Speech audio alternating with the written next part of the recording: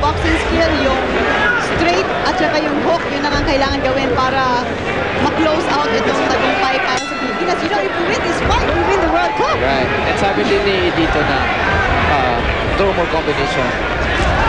Kailangan hindi siya maging complacent, ano? Kasi yung laban niya kay Montiel, he was leading, remember that, Seb? Yep. Like up to like 8 or 9 rounds and then humata yung kalaban sa last 3 rounds at nawala ang... They were mixed criticisms, comments, and praise that after the aftermath of that fight. That Torres did not seal the deal there, did not finish it off, as you were pointing out, Dayan. Maybe that's in his head right now. Wants to come up to be very impressed. Oh, nagkatamaan. Kita mo sa ngiri niya, and Torres checking immediately. There's blood, and we know Ortiz is enraged, huh? Kita mo galit eh. Well, after being hit that much, I mean, when you can't hit your opponent, of course you'll be frustrated, di ba? And word mo nga kanina no second round, it was desperate. Desperation talaga. Mataas ang pride dito si Eric Ortiz, eh.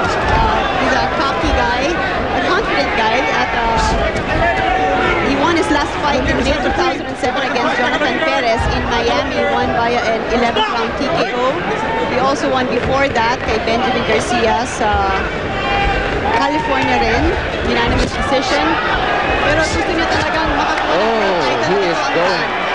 Excellent countering, excellent countering. Beautiful countering. Diba, bukas si Ortiz, nag-lead ng left jab, tinira sa katawan ng dalawang sunod.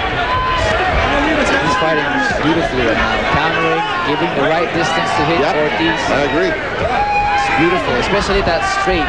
At saka yung hook, counter hook. Oh, yes. He's gonna go down. That spread the legs of Ortiz in a very awkward position. Focus on boxing ni Z is fighting very smart, confident, even the corner is very confident. Tama. Walang hesitation. Abante. Bukas ang target eh. Bukas lang ang target. Tingnan mo yung mata niya. At least medyo gumugulo na. I think parang track and field, this is the sprint to finish. Good point. Well, we're only halfway.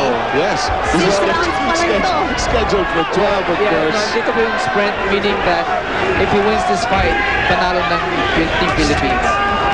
And we still have 2 world titles at stake. Yung kay Jerry Villanosa against Johnny Gonzalez. But so much more riding, especially individually for the fighters later on.